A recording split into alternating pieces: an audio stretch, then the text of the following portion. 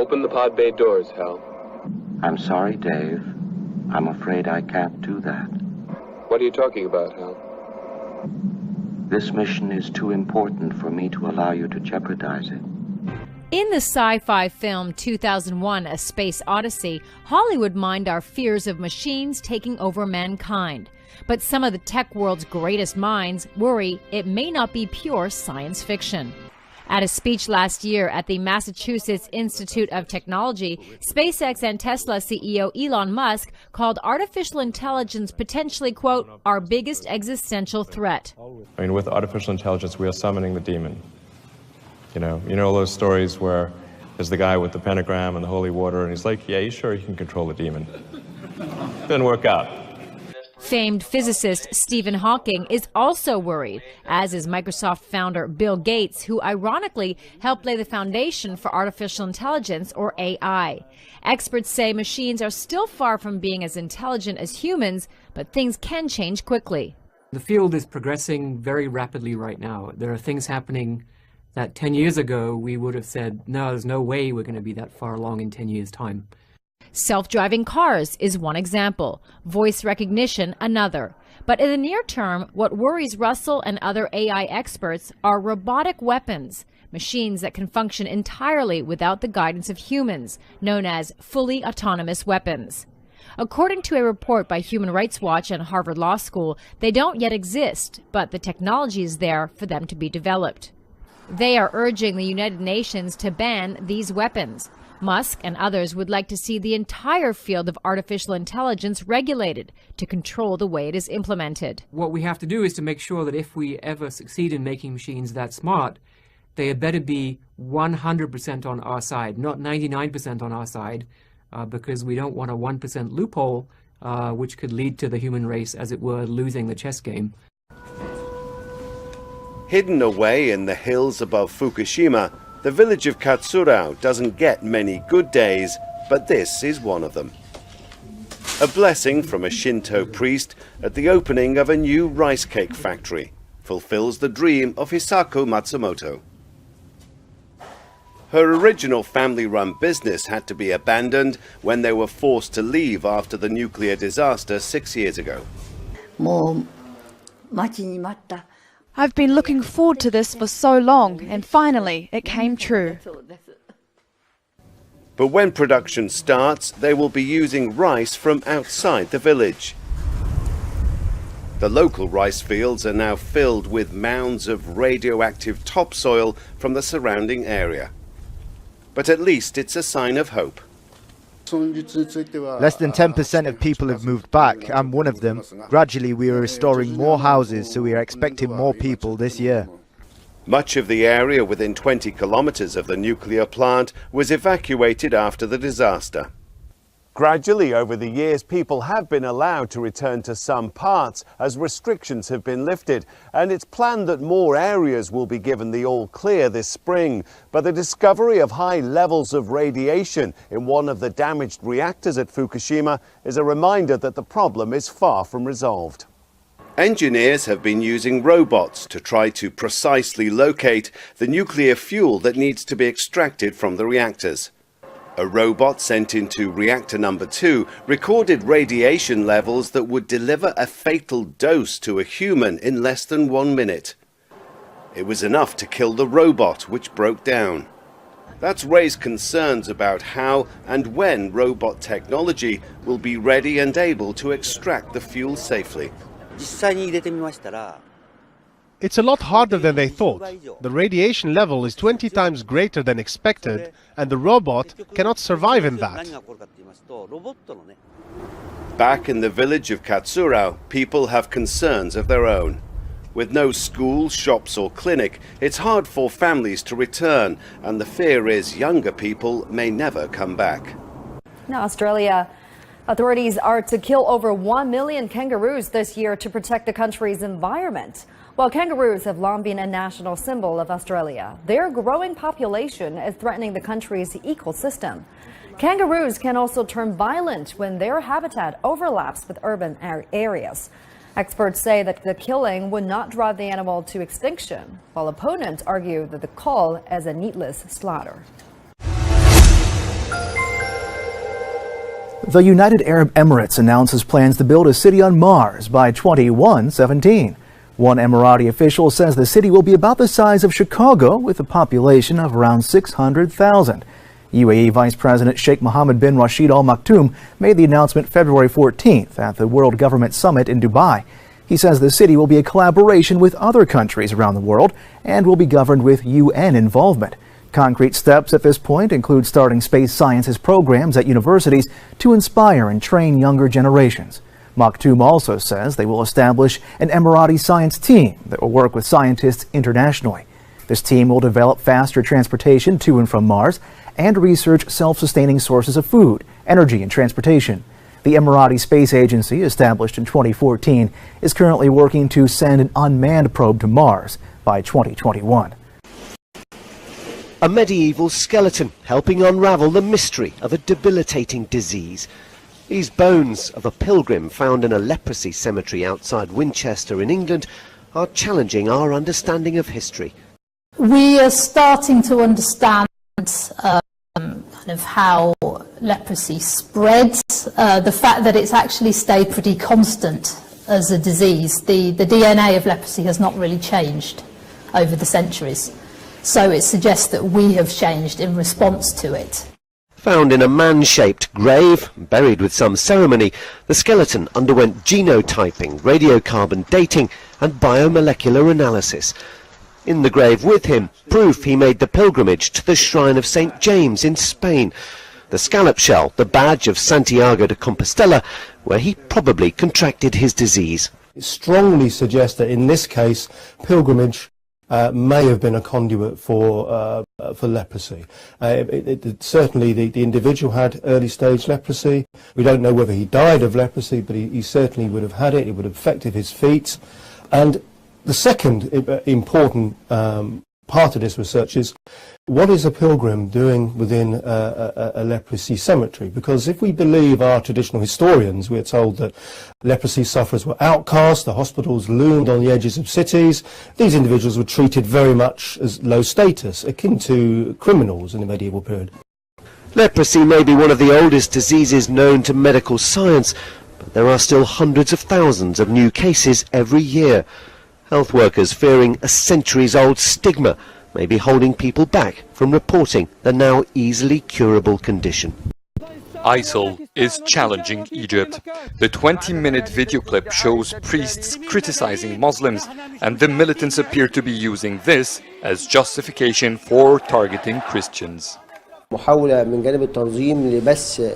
It's an attempt to spread division among Egyptian Muslims and Christians. The videos of priests are from several TV shows, and the speeches during Coptic protests. Those were particular circumstances. ISIL is trying to ignite sectarian violence in the country. A masked militant called Abu Abdullah al-Masri appears in the video. The group claims he is responsible for killing dozens of worshippers at a Coptic cathedral in Cairo in December. Since Mohammed Morsi was overthrown in 2013, militant attacks have significantly increased in Egypt. Their main target has been the Egyptian army and police force. Recently, members of the judiciary have joined the hit list. It's a fertile environment for ISIL's trust and expansion. And the group has warned that the attack on this church won't be the last. However, some security experts are confident that Egypt is capable of dealing with this threat. Egyptian intelligence and the National Security Bureau are among the strongest in the world. I have no doubt Egyptian security forces will be able to confront and terminate this threat. We cannot stop crime, but we can limit it. And the current capabilities of the Egyptian security forces indicate that they can easily limit this new threat. ISIL's warning isn't directed only at Christians. The group is pitting itself against almost all the country's political groups. Beside Egypt's security forces and President el-Sisi, ISIL has described the Muslim Brotherhood, former President Mohammed Morsi, and other Islamist organizations as tyrants and infidels. Iraqi security forces have engaged in heavy gun battles with Daesh terrorists south of the western side of Mosul. Iraqi troops have entered the last village before the city's airport.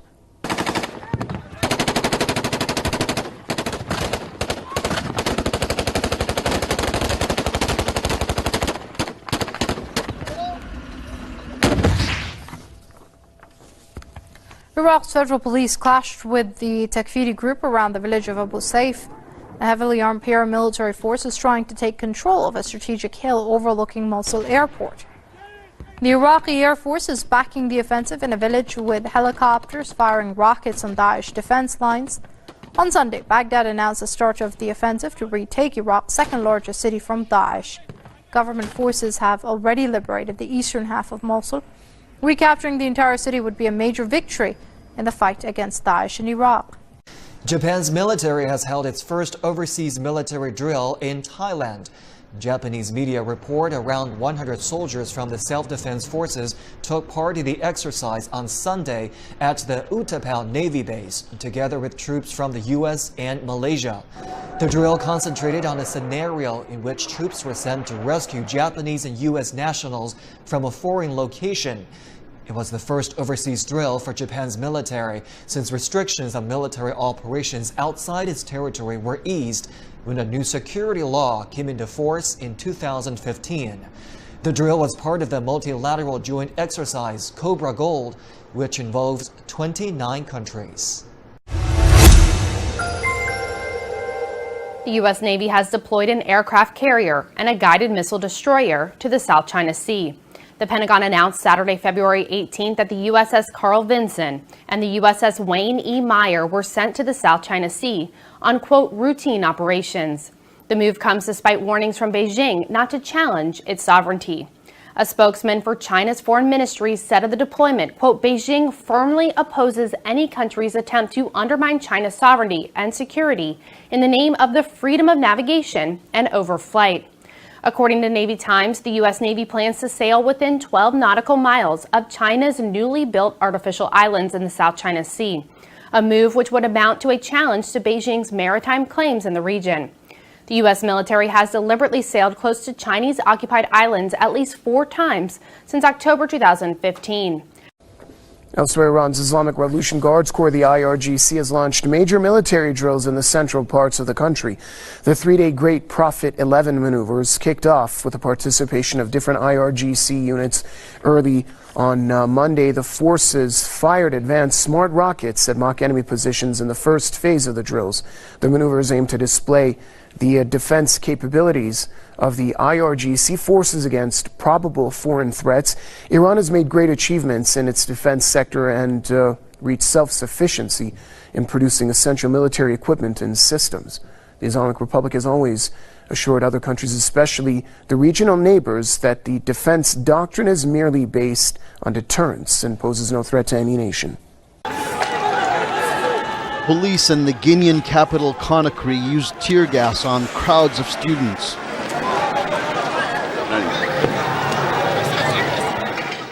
Groups of protesters armed with stones attacked a police station and looted stores and gas stations. We are not demonstrating against anyone in particular, and this is not a political protest, but it's just because the government has closed schools for no reason. People don't have work, no school. That is why we are protesting. The government officially shut down all schools across the country last week, but many classes had been cancelled for weeks. It all started last month when the government dismissed or reduced the salaries of contracted junior teachers who are not full-time employees. On February 1st, Guinea's 2 largest teachers' unions went on strike to protest the move. They are asking the junior teachers be rehired. They also want higher salaries for themselves. We are not asking to be billionaires. We are not looking to be rich. We only want to have a decent life and be able to make a living and take care of our children. If education is destroyed, then the future of Guinea will be buried. Strikes have been major disruptions for Guinea. A general strike over wages and pensions shut down the capital city last year for 4 days. And 10 years ago, another general strike left more than 100 people dead. There is fear an unresolved teachers' strike could lead to more violence. Just 2 years after gaining independence in 2011, civil war erupted in South Sudan. President Salva Kiir accused his rival Riek Machar of plotting to overthrow him. Rebel factions seized control of towns, thousands were killed, and many more fled. A ceasefire was signed in January 2014, but was repeatedly broken. Negotiations failed to end the violence. By April, more than 1 million people had been displaced. Then a fugitive, Machar was charged with treason. In August 2014, peace talks began in the Ethiopian capital Addis Ababa. They too failed. The following year, general elections slated for June were called off. In April 2016, Machar returned home and was sworn in as Kiir's vice president as part of a unity government. Later that year, he was sacked following renewed fighting and fled once again. Over the years, the ongoing political violence has devastated food production. There is officially a famine in South Sudan, and that means people are already dying of starvation. Several UN agencies warn roughly 100,000 people are currently at risk of starvation, and another 1 million are on the brink of famine. The root of the problem isn't weather or climate. This crisis is man-made. South Sudan has been riled with conflict for decades. It has also struggled with skyrocketing inflation. The country declared independence from Sudan in 2011, but disputes over issues like oil have kept tensions high. Various aid convoys have helped reduce the risk of starvation since the beginning of the South Sudanese conflict, but recently the local government and rebels have impeded their relief. This is the first famine declaration since 2011. In that crisis, an estimated 260,000 people in Somalia died between October 2010 and April 2012. Tourists still pose for pictures in front of it, but behind the closed gates, the iconic Maracanã Stadium in Rio de Janeiro lies abandoned and left to ruin. Just 6 months after the Olympics, its famous pitch is bare, broken seats have been ripped out, as there's no money for maintenance. This is just one example of a state near bankruptcy. Corruption scandals and an economic recession is affecting the entire country, but things are particularly bad here. Former Governor Sergio Cabral is accused of stealing tens of millions of dollars from public construction programs, among them the renovation of the Maracanã. During the Olympics, the city was really trying hard to keep things together, but the minute the games were over, everything started to fall apart. The public university, usually brimming with students, is empty. With no money to pay professors, classes have not started. It's a very sad situation. We need to graduate and work. Our families can't support us forever. While at this public hospital, patients are sent back for lack of doctors. I feel impotent. I have neurotoxoplasmosis and have been waiting for 7 months to do a head scan. I need to be treated. To respond to the crisis, the state government is considering a series of austerity measures, which would cut pensions, jobs, and privatize publicly owned companies. They've been met with growing protests, some of which have turned violent. Fearing a possible police strike, the federal government sent thousands of soldiers to patrol the streets just days before its famous carnival is set to begin. And we are facing the same kind of difficult situation that many countries in Western Europe suffered in the last years. Countries such as Greece, Spain, and Portugal. But Brazil is much poorer than these nations. We don't have the same social protection network that they have. So we are discussing a situation where people won't have school, public security, where they're going to die at public hospitals. Rio remains the beautiful city that tourists can't help but fall in love with. But for those living here, it seems once again a place where dreams of greatness end in failure. Venezuelan President Nicolas Maduro has asked his American counterpart Donald Trump not to be swayed by lobbies in the U.S. to adopt a hostile policy towards Caracas. President Donald Trump, you're being paid million-dollar amounts in corridors and offices from the White House, the State Department, and the Treasury Department, from the lobbies to entangle you and lead you to an incorrect policy of aggression against Venezuela. Open your eyes. Maduro underlined that his country does not agree with many of Washington's political doctrines and practices, but he said that Venezuela wants a relationship with the White House based on an equal footing, respect, communication, dialogue, and peace. Venezuela and the United States have had strained relations over the past years. Caracas has repeatedly accused Washington of using allegations of drug trafficking, corruption and human rights abuses as pretext to interfere in the internal affairs of the South American country. Vitaly Churkin, Russia's longtime ambassador to the United Nations, has died suddenly at the age of 64. The Russian mission to the UN says Churkin was working in his office when he fell ill and later died. An exact cause hasn't been identified yet. Churkin's tenure at the United Nations began in 2006, capping a diplomatic career of more than 30 years. His strong defenses of Russia's interests, particularly on matters like the Syrian conflict, often led him to spar with the United States on the UN floor. Is there no act of barbarism against civilians, no execution of a child that gets under your skin, that just creeps you out a little bit? What I find very strange was the statement by the US representative who built her statement as if she was Mother Teresa. But Churkin was well respected by his colleagues as a skilled diplomat and negotiator. His death was marked by a moment of silence during a UN General Assembly meeting. We've lost one of the most respected and influential members of the UN family.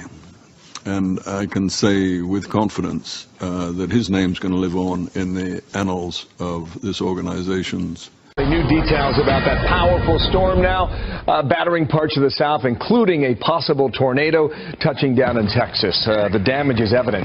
Casey Stiegel's on that live in our newsroom in Dallas. And what happened there, Casey?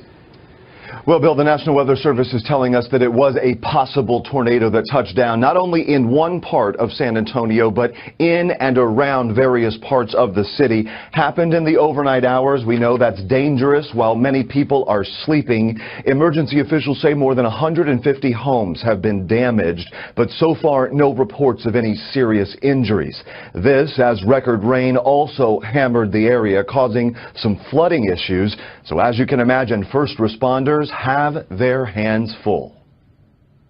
They initiated a rapid search for any potential victims, keeping in mind structural integrity on a lot of the structures that were damaged. A lot of roofs were blown off of homes, trees uprooted, cars moved around.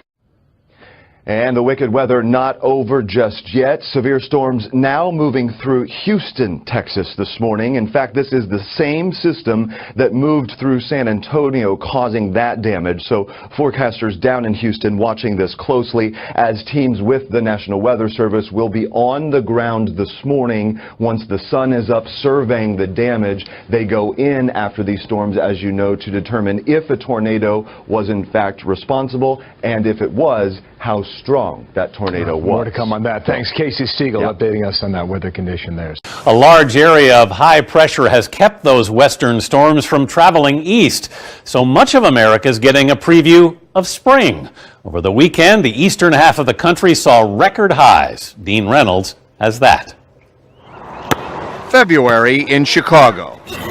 No, really, it's February in Chicago. People are outdoors playing golf or tennis. They're biking. They're jogging. Great day for a boat ride. They're boating, and not on an icebreaker. From here all the way north to Canada, balmy is the word. Deb Mudge and Mark Aho of Worcester, Mass. celebrated their 12th anniversary away from New England snow. What did you anticipate you were going to see? Or piles of snow and ice. This is a region where walking the dog in winter is usually a painful necessity for man and beast.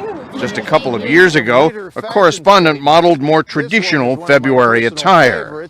Kind of a cross between Nanook of the North and Yosemite Sam. Ducks are swimming, the sap is running, and unfortunately for this guy, the ice is melting. One factor in the warm-up is snow. It normally acts like a land-based refrigerator, but for more than 2 months, Chicago hasn't had one measurable inch of the stuff. Pete Boland is visiting from England. No, I did pack an awful lot of thermal underwear and thick coats in anticipation of a Chicago winter, and of course it hasn't proved to be the case. If you cook at home regularly, you might want to listen up. We could be facing a global shortage of olive oil. The three countries that produce the bulk of olives and olive oil, Spain, Greece, and Italy, have been suffering from drought, floods, bugs, and bacteria. Prices have been rising. The shortage comes at a time when olive oil is already in high demand, in part due to a huge new market in China. This shortage hasn't hit U.S. wallets yet, thanks in part to the strength of the American dollar. But in places like the UK, where the uncertainty of Brexit has caused a massive fluctuation in the value of the pound, the shortage is making a bigger impact. By the end of the year, the price of a bottle of olive oil could increase by up to 1/3. Knock on wood that your phone never crashes, but if it does, cosmic radiation could be to blame. Researchers at Vanderbilt say electrically charged particles raining from the sky can be a surprisingly big problem for personal devices, and the problem is growing. The cosmic rays we're talking about don't come from the sun, but from outside our solar system. These rays hit Earth's atmosphere, creating subatomic particles. Millions of these hit your body every second without any known side effects, but electronics are a different story. Because some cosmic particles have a charge, they can mess with the device's circuitry and stored data. Fixing this kind of problem for your phone may require a hard reset, which could be a personal nightmare. The fact that transistors and computers keep getting smaller could raise the risk of cosmic rays interfering with circuitry. The researchers also note that particles have more potential targets since there are more and more computers in our society. We're relying on computers more too. While cosmic rays may seem bad for your personal devices, they've actually caused more serious problems in the past. Researchers suspect the rays changed a single binary digit in a Belgian voting machine in 2003, giving a local candidate 4,000 extra votes. And in 2008, rays may have caused a plane's autopilot system to malfunction. The plane dropped 690 feet in less than 30 seconds, injuring a third of the people on board.